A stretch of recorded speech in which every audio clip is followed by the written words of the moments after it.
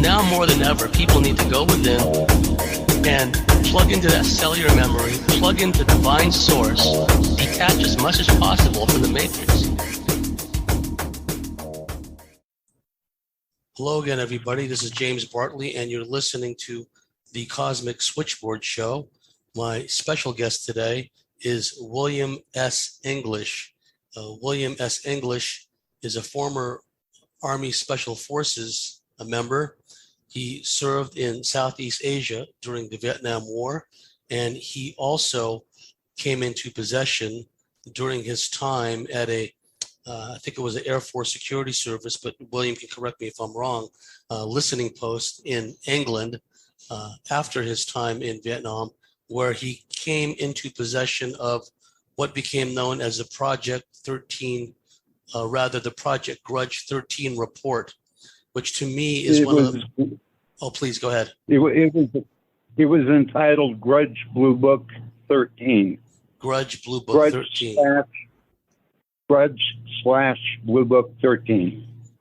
Okay, thank you for clarifying that. And so without any further ado, William, please give our listeners a background of who you are. I think it may help to mention your father, because he was in the Arizona State Legislature, was a well-connected individual in his own right, and then you wound up in Army Special Forces. So please, the floor is yours, but please let our listeners know about your background, how you came into all this. Well, I guess starting at the beginning really is the best way to do it. I was born in Alamogordo, New Mexico, which is about 15 miles away from White Sands National Park and about 50 miles away from White Sands Proving Grounds. I left New Mexico when I was about 7 years old. My mom and dad got divorced. Dad went to Arizona, where he was born and raised. Mom remarried. We went out to California. I went to a military academy called Harding Military Academy of the 141st Regiment of the California Cadet Corps, which I don't know if the school is still open or not. I don't believe it is. But when I was about 17 years old, I joined the United States Army.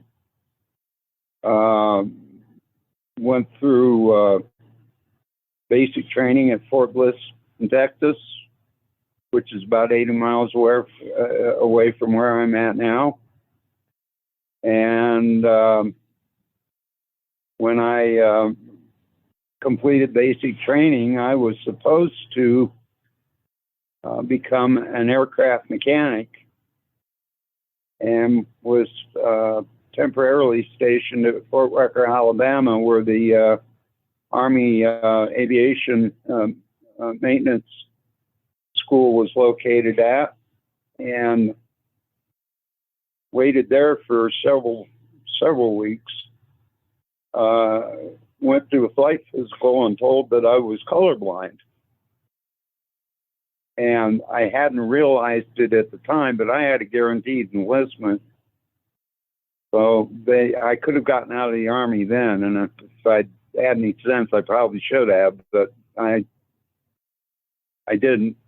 And I was sent over to Army Recruitment Office to change my MOS. And first thing, of course, he did was tear up my guarantee enlistment card, and then very directly tell me where I was going and what I would do. And you'd think at the time that they would have just dropped me into infantry and left it at that, but they didn't. They sent me to Aberdeen Proving Grounds in Maryland to become a 45 Bravo 20, which is a small arms repairman. And then, oddly enough, from there, they sent me to Fort Benning, Georgia, to airborne school. And from airborne school, they sent me to Fort Polk, Louisiana, where I began training in special operations, which is kind of weird because at the same time I transferred, I went straight from private 0 to Sergeant E5. And back in those days, you couldn't get into Special Forces unless you were an E5 or above. You know, I found that I enjoyed the work.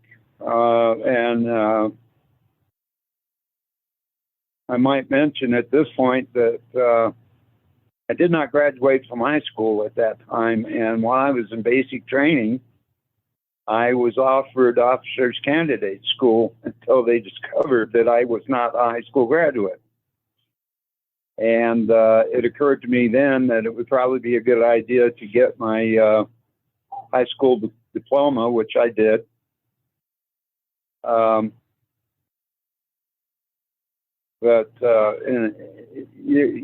you got to remember, this is over 45, almost 50 years ago. And I was sent from Fort Polk, Louisiana to Jungle Operations Training Course, H Special Forces in Panama.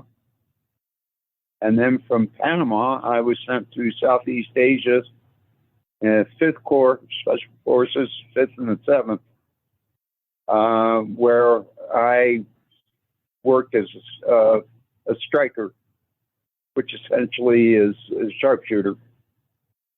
On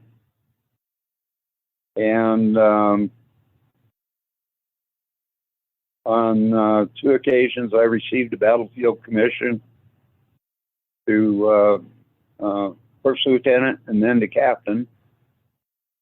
And from there, I did various and sundry assignments, which some of which we won't talk about. But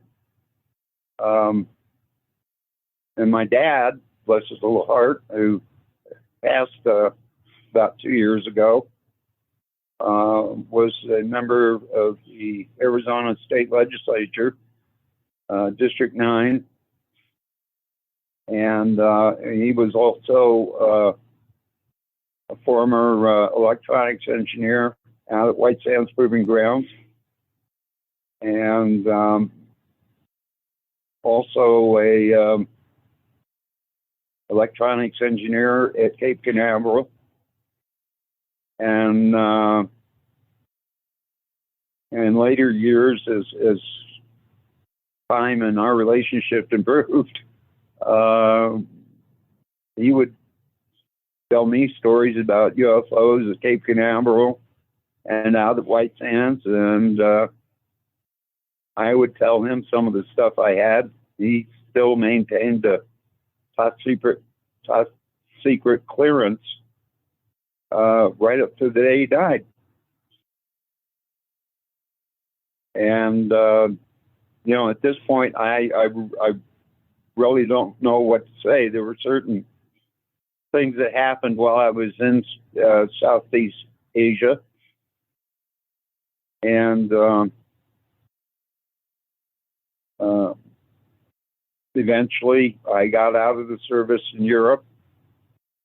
Both my older children were born overseas, and my then wife, God rest her soul, taught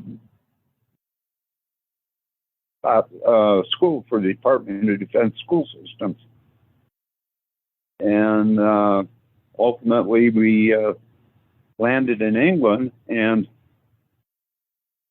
she was assigned to RAF Chicksands, which was at the time a U.S. Air Force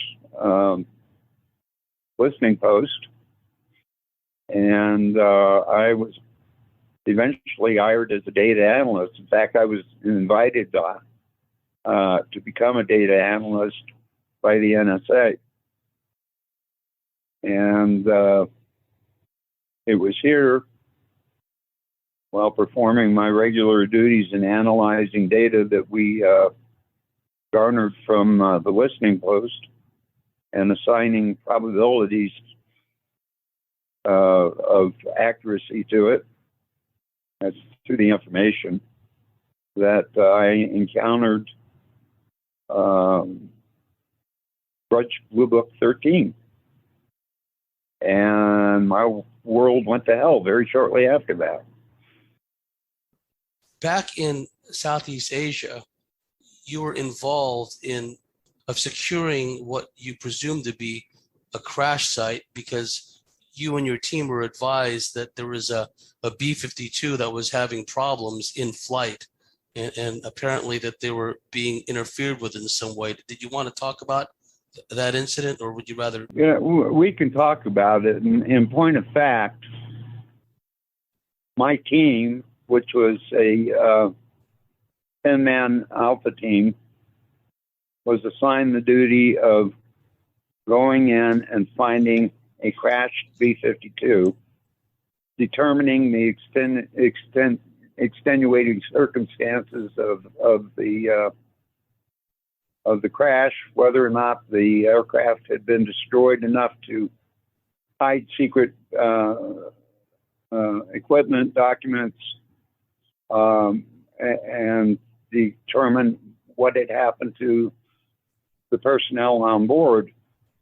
And originally, we thought that we were just going to go in and verify a crash and determine whether or not there were dog tags to be collected and get the hell out of there.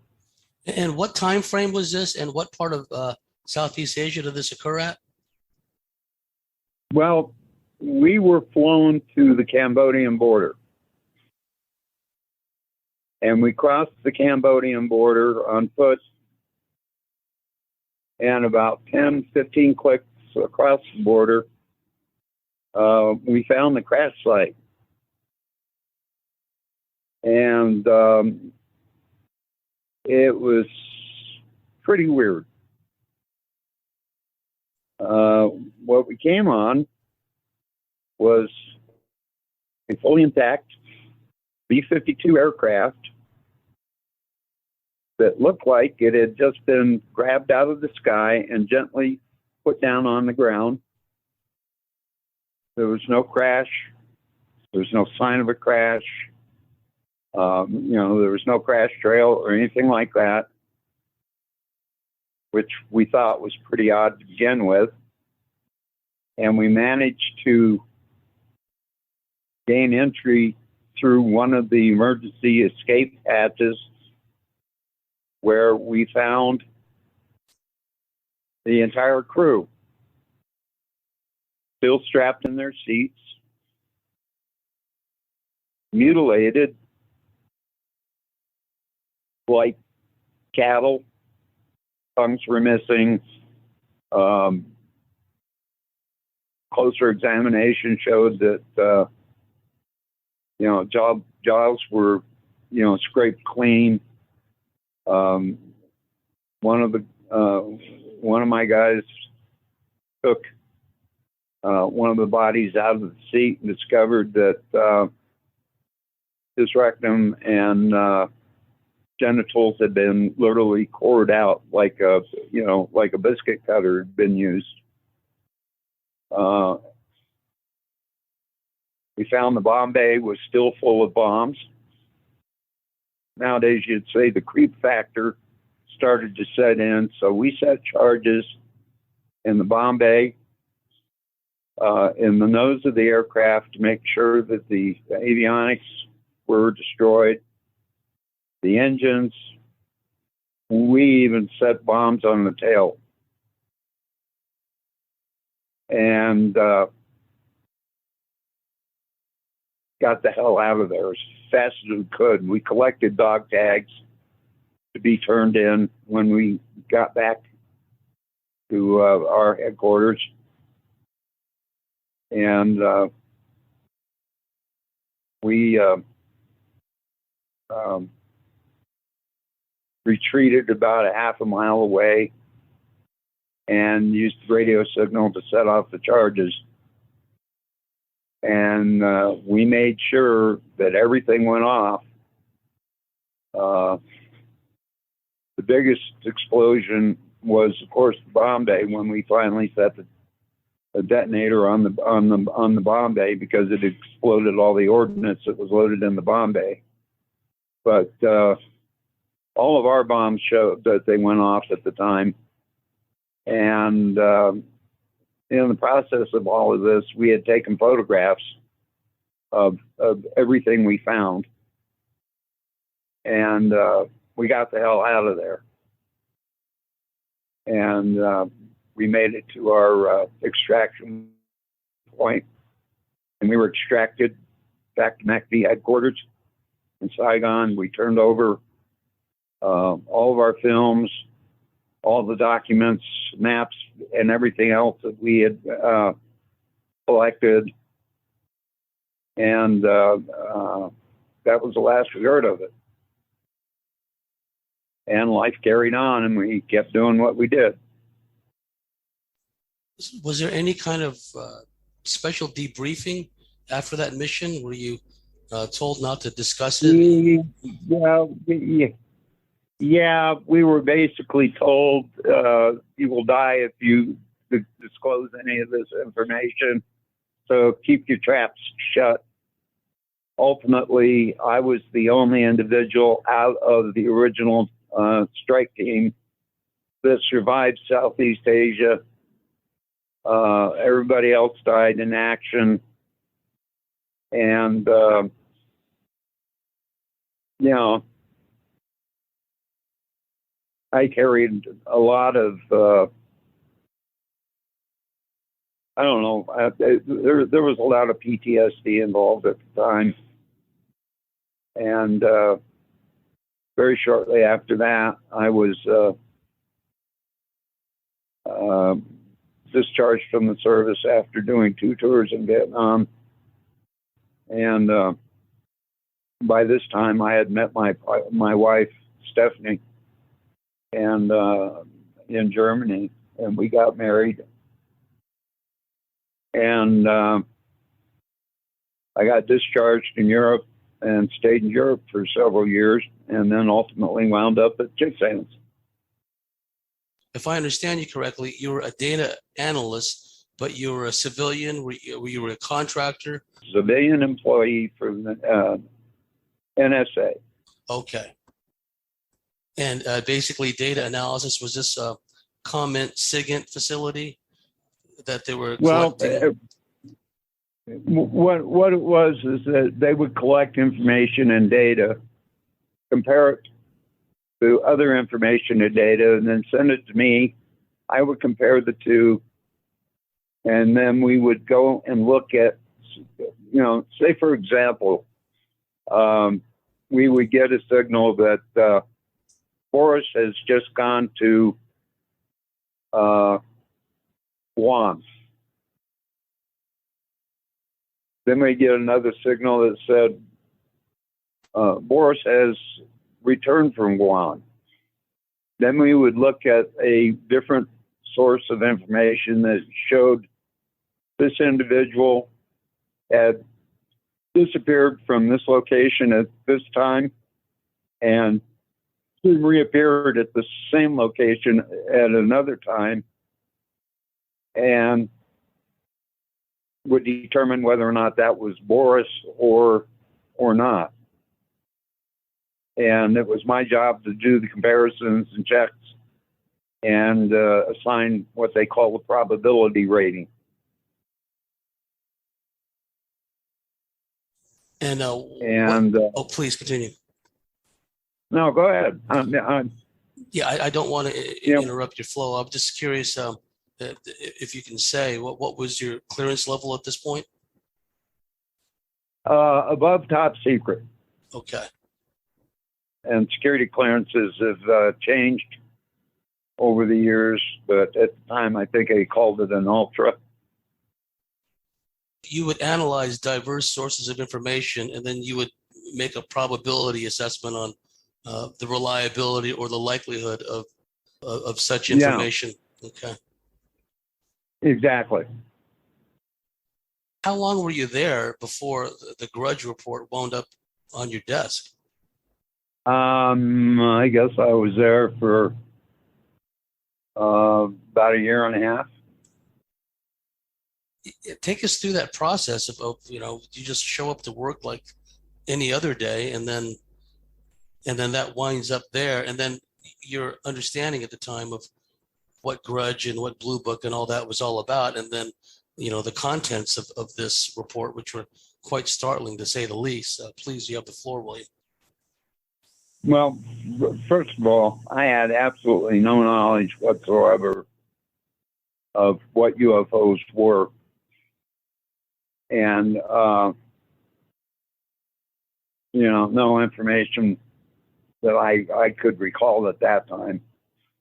And what would happen is that my daily assignments would generally appear on my desk before I arrived to work and went through the entry process.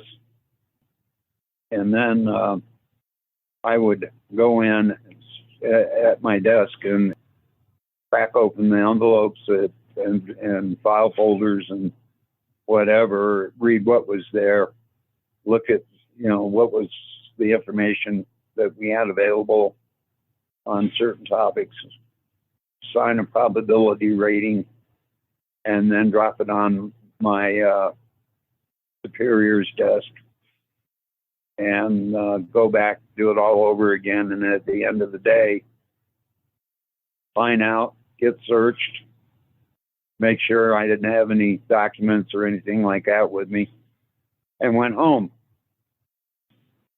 I had dinner with the family and watched BBC or whatever was on television. And we didn't watch an awful lot of television because of the fact that you had to buy, at that time, you had to buy a TV license in England. And they got to be pretty expensive at times. So did a lot of reading and stuff. My wife got pregnant with my eldest son while we were in Germany. And then she got pregnant with my youngest son when we were in England. One day I came in and there was what appeared to be a diplomatic pouch on my desk. So I called the sergeant at arms, who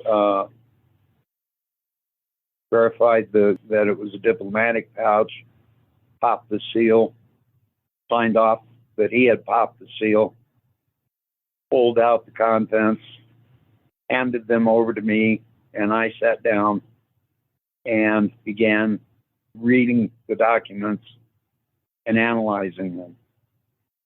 And the document that was pulled out of the pouch was a gray manual type, massive, I mean thick document in a book form, like a technical manual. And across the front of it, it said Grudge /Project Blue Book number 13. And I began reading this thing and looking at the photographs that were included in it. I had no reference material whatsoever, except for the photographs.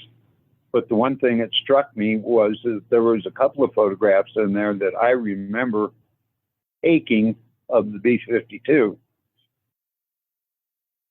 which showed me that there was at least some veracity to the document itself.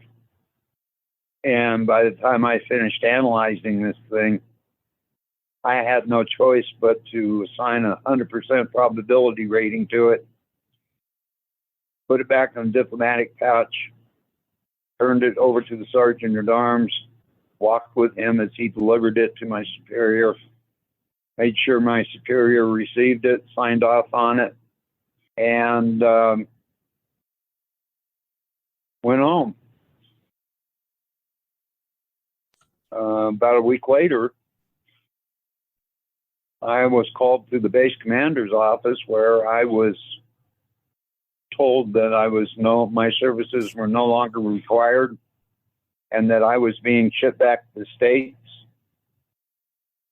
And they wouldn't give me the opportunity to call my wife to tell her what was going on or anything. And next thing I know, I'm on a special flight back to the United States and ultimately Tucson, Arizona. You still retain your clearances at that point, or did they withdraw them? Yeah, they stripped me clean of all of my clearances. Everything. And, I tried to call my wife from the States, talk to her, and every time I tried to call, the number wasn't active, or she wasn't available, or a man answered the phone, or one thing after another, until finally I just reached the point where, I would write letters to her, and the letters would be returned unopened, address unknown. You mean your wife that was working at RAF Chicksands with you, that had her own job there, defense-related job, after you were flown back to America, initially at least, you were not able to reestablish comms with your wife back at the base? Right. Jeez. Right. And it was several years before we were able to make contact. And of course, by this time, she had been told that I had deserted her, and that I just put in a request for transfer immediately, and just got on a plane with carry-on luggage and left. And we didn't see each other again until my 1-year-old son, who is now 18 and getting ready to enter the Air Force Academy, met me at my father's house in Tucson, and spent a couple of days just trying to get to know each other. And then my son, who graduated from the Air Force Academy and went into the Air Force himself, many years before he would even talk to me after that. And my youngest son, who wasn't even 6 months old when this happened, I think he was 2 or 3 months old at the time this happened, he turned out to be quite a young man. I say young now, he's in his 40s. And he and I talk all the time. And it's just been recently that my oldest son and I have started talking to each other. And he asked me specifically, what about this UFO stuff? And I told him flat out, I said, it's all bullshit. Every bit of it's bullshit. I'm just guessing, but you said that in an effort to mend fences, that the fact that you had undergone that, seen all that, was basically irrelevant compared to the importance of mending fences with your son. Yeah, exactly. Exactly. And the reason why I said that basically was that when he was in the academy, he was planning on going to flight school and everything. And somebody from the UFO community had discovered that he was a student at the Air Force Academy. And this individual and several others sort of laid in wait for him to come out of the gates of the school. And at that time, he was a junior, and he would have started his flight training program very shortly. But anyway, they tagged him on a cold Colorado winter's day as he came out to go see his girlfriend, and got into a car accident and screwed up his back so he couldn't go through flight school. Could you repeat that last bit about the accident? What happened there? He screwed up his back and was unable to go through flight school because of the back injury. Were those UFO researchers somehow responsible for that? Like they stalled him out, or they delayed him from getting where he wanted to go or something? Well, actually, they tried to crowd him in to get him to pull over so that they could interview him. Oh, that's so typical. And it was, it was an accident, but I was responsible for it. He hasn't talked to me. He hadn't talked to me up until a couple of months ago. Jeez, if he didn't know any better, it's whether those UFO researchers intended to or not. The end result was they drove a wedge between you and your son, and they made it difficult for him to, carry out his dream. Well, I have learned that there are certain individuals within the UFO, quote unquote, investigator corps who think their stuff don't stink. And they'll do anything. And I'm thinking back now on a particular individual who called me here in New Mexico at 3 o'clock in the morning. Now, let me tell you something. I don't talk to anybody at 3 o'clock in the morning, not even myself. But he was writing this book, and he was going to do a chapter on Grudge Blue Book 13, and he wanted my story and everything, and at 3 o'clock in the morning, I'm saying, look, I don't know what you want. And, he said, well, what I want is that you back up everything you're saying, and I want you to send me this, and this, so that I can evaluate it. And at that point, I said, okay. And he gave me his address, which I promptly forgot. Hung up the phone and didn't reply to him or anything. And biggest laugh I got was I went to visit my dad, and he had this fellow's book on the coffee table, and he had a bookmark to the place where this guy called me a fraud. Okay, and I said, okay, fine. Just to interject for a second, is this researcher now deceased? Yeah. In the but interest he was in Britain. He's in Britain.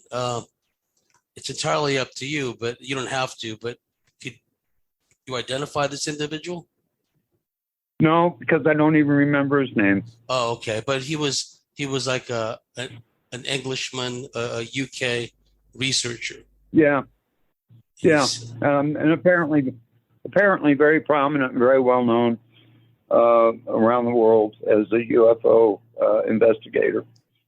Well, just to interject just for a moment, because I don't want to interrupt your train of thought, but that modus operandi of calling you up in the middle of the night, I've seen this before. I've seen this before with faux UFO researchers who are really working for the other side. They would abruptly show up unannounced at a witness's home at like 9, 10, 11 p.m. at night, start making all these demands and becoming disruptive. And the whole point is to be disorienting and to create instill a sense of confusion and put the person on the back foot and try to manipulate them in some way. And it seems to me that, stalking your son, who really has nothing to do with your experiences, and then doing this, calling you up and making all these demands, that smacks to me of some kind of skullduggery there. Well, it does to me also, but at the time, as I remembered, I'd heard of this individual, so I did him the courtesy of listening to him and talking a little bit about what had happened and everything, and then I suddenly realized that this would be the perfect opportunity to just drop out of everything and not be bothered by these clowns anymore and try and live a normal life, which I have been fortunate enough to do until John Lear got a hold of me. And well, please continue. At that time, I was living on a pig farm in the Virginia countryside with my new wife, her 2 children, and working at a local radio station as an engineer.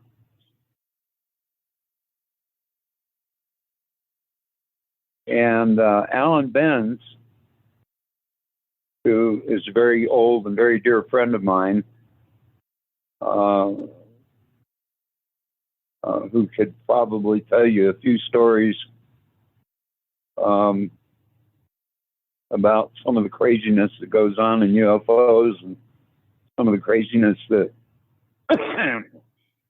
went on with him and me and APRO, the Aerial Phenomena Research Organization, and MUFON, and a whole bunch of other stuff, which is just absolutely hysterical and unbelievably ridiculous. But I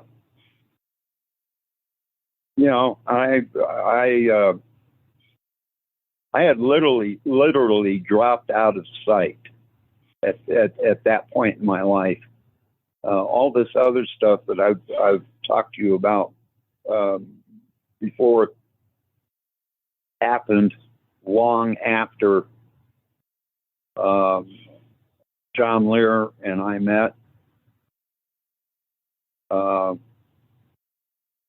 John was a very, very dear friend of mine, and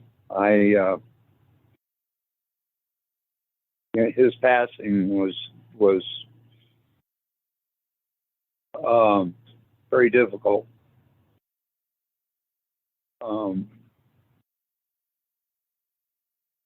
John had come out to Virginia. I mean, this is a side story, but John had come out to Virginia, and we had made arrangements to meet. I told him, meet me at the Lynchburg airport, and I'll be waiting for you and everything. Well, I sat next to John for almost a half an hour, just watching him and waiting to see what he would do. And he just sat there very patiently. So finally, I just tugged on his sleeve and said, "John, I'm Bill. Come with me, and I'll take you to where we're going, and you can spend the night or whatever." And we drove to my place on the pig farm, and we went through all of the details and everything. And he told me about Bill Cooper and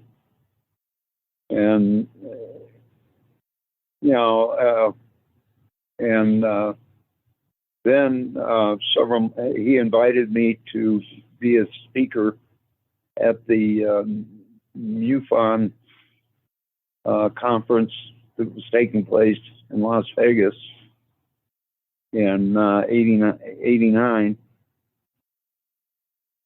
And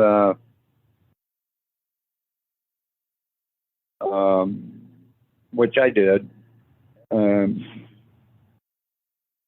I mean, yeah, you know, but at the time I decided that maybe it would be a good idea for me to just come out, throw it out in the wind and let it hang there. That way, you know, it was public. And if anything happened to me, you know, people would start asking questions. But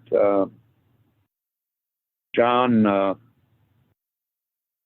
had asked me to check on a couple of things for his for an investigation that he was doing concerning Area 51, and I found out some stuff for him and turned it over to him, and he started going with that. And my life very quietly calmed down. I had moved the family to Alamogordo and went to work for a couple of the local radio stations, and you know, just got on with life. And then when this person called, you know, all this other stuff with my son had happened and everything, and it occurred to me now was the perfect opportunity to get out of it and be left alone. So this guy called me a fraud, and I said, okay. And nobody called me after that. But for several years prior to that, you know, I've been telling them everything that I could remember from Grudge Flu Book 13. And it was like nobody would take me seriously. Now, all of a sudden, this last 2 years, everything that I have been saying or have said has come to light in some weird way, or you know, like, for example, that television show that they had on the History Channel about Blue Book, Project Blue Book. And I was watching it just out of curiosity one night, and one of the stories that they had on there was a story which I had directly related to someone, and I can't remember who, that had wound up on the internet. And of course it was distorted, the locations weren't correct and all this kind of stuff. And it was supposedly all tied in with Area 51 and yada, yada, yada. And it got to the point where, you know, I started getting a little angry because nobody seemed to be able to get their facts straight. You know, on one occasion I was in the Air Force, a captain in the Air Force. Another occasion I was in the Navy, and another occasion I was in the Army. You know, it just on and on and on and on and on. And you're the first person who's actually called me to ask me what happened. Just to interject for a second, William, your information is so important and it's so timely, and it fills in a lot of the blanks that other researchers have come up with over the years, but yours ties in a lot of this information, which we're going to delve into in the second segment here in a little bit. But in the time we got left, could you tell me a bit about like the aftermath of your relationship with your first wife? Was she debriefed? Was she, when you finally talked to her after all that time, did she indicate that she had come under some degree of scrutiny or harassment or anything? Or did they conduct a search of the house to look for anything? How did that play out? No, she never indicated anything to me of that nature, other than the fact that she was pretty pissed off at me for leaving the way I did.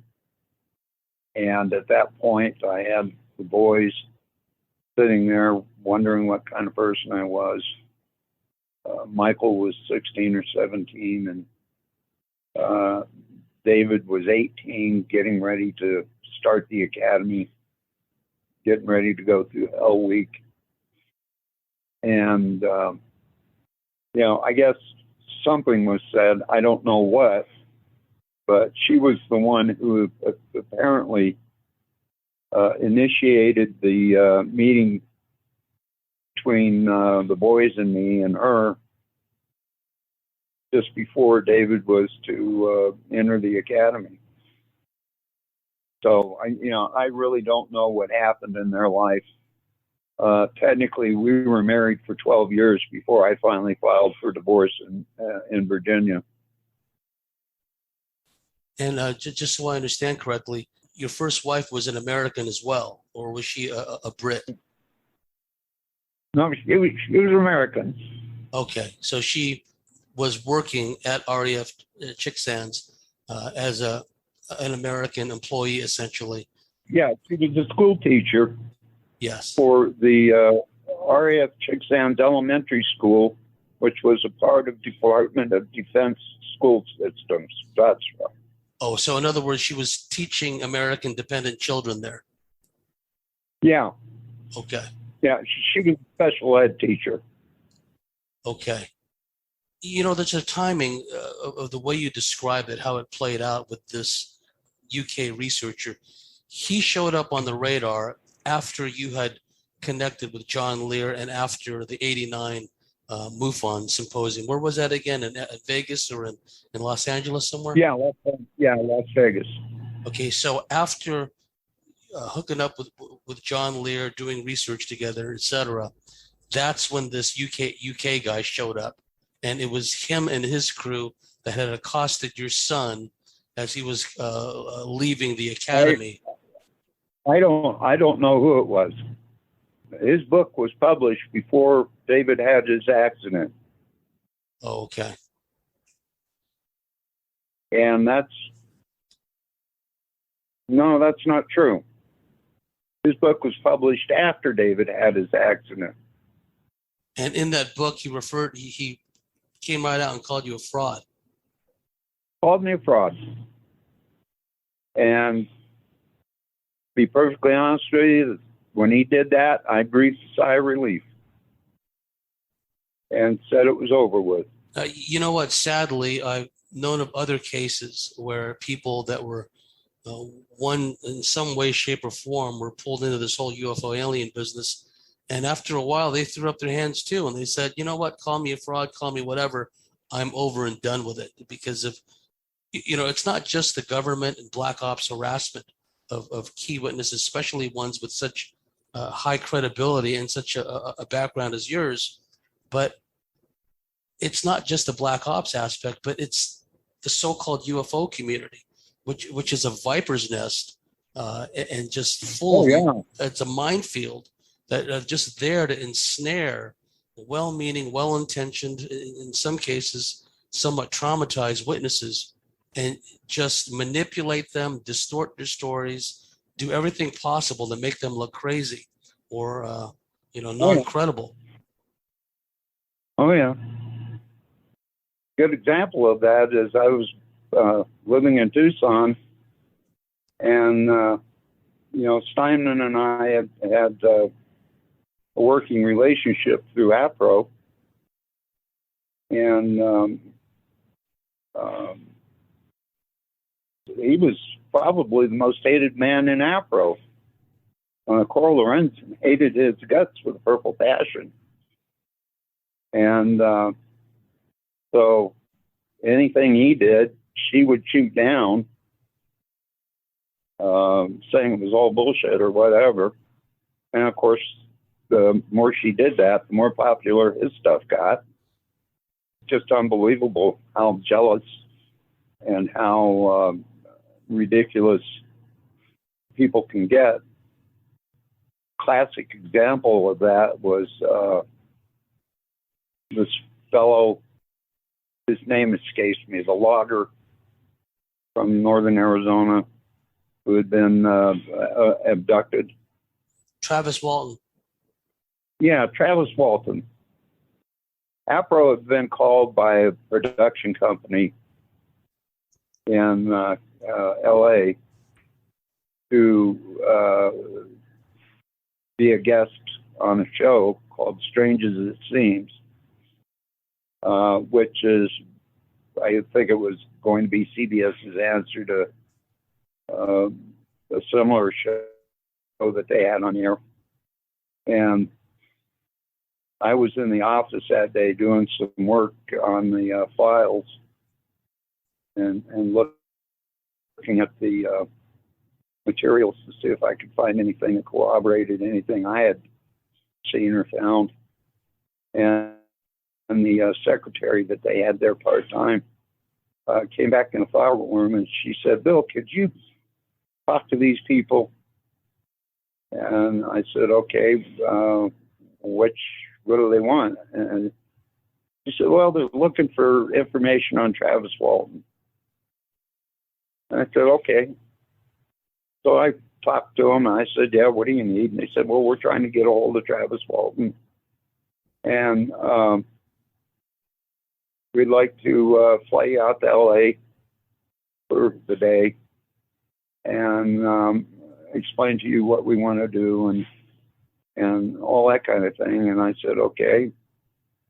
So they got me a ticket to LA, put me up overnight, and they took me in for a writers' conference, told me how much they were willing to pay Travis, and this, that, and the other. And I said, "Well, I can get in contact with him, but any financial negotiations are going to have to be between you and him." And they said, "Okay." I went back. I got Travis's phone number from the files, called him, gave them his number, and said, apparently this is what they're willing to pay you, but I also told them that you're going to have to negotiate with him. And they said, "Okay." And then the next thing I know, I'm getting a call from the production company wanting me to come out again and explain my methods of UFO investigation, which at the time were pretty straightforward. He negotiated with them, and it started out, "Well, we're only going to pay you $1,500," and he said, "No, that's not enough." And he was willing to walk, and he finally got him up to $5,000, all expenses paid and everything. And he spent 3 or 4 days up there. And I flew back to Tucson and, commenced keeping on. And next thing I know, I'm getting a phone call from Jim Lorenzen, just chewing me up one side and down the other, and I shouldn't have represented APRO, and I cost APRO a shitload of money, and yada, yada, yada. Well, it occurred to me at that point that they were just in it for the money. And they were sending you here and there, flying you around like you were kind of like their errand boy in a way. It didn't sound like well, they were. APRO had nothing to do with it. The production company was the one that was flying me around. Oh, okay. Sorry, I was confused about that bit. Yeah, but Jim, when he found out what was going on, he just ripped me one up one side and down the other. And another good example is the Cash Landrum case. I was in the office, phone call came in from this lady from Texas seeking help. She was very upset, and her friend was in the hospital dying, and she related to me the entire incident that took place with the object in the sky and the fact that they had both, looked like they had been sunburned and that kind of thing. And my first instinct was that this is a person who needs help. Let's refer them to a MUFON investigator up there. But the one thing I did tell her to do was see if the doctor can check her for radiation poisoning. Is that Dr. John Schuessler by any chance? Yeah. Okay, I spoke to him years ago about this, but please continue. Well, and that was the last I heard of it. And the next thing I know, it was exclusively a MUFON case, and it was never referred to them. They came to them and all of that. Well, we called MUFON from the office and said, look, you need to check this out. There's something not right here. From everything that I know and have learned over the years, this sounds very, very much like radiation poisoning. And that was the last I heard of it. But after that, it was entirely MUFON. There was no mention of me, no mention of APRO or any of that kind of stuff.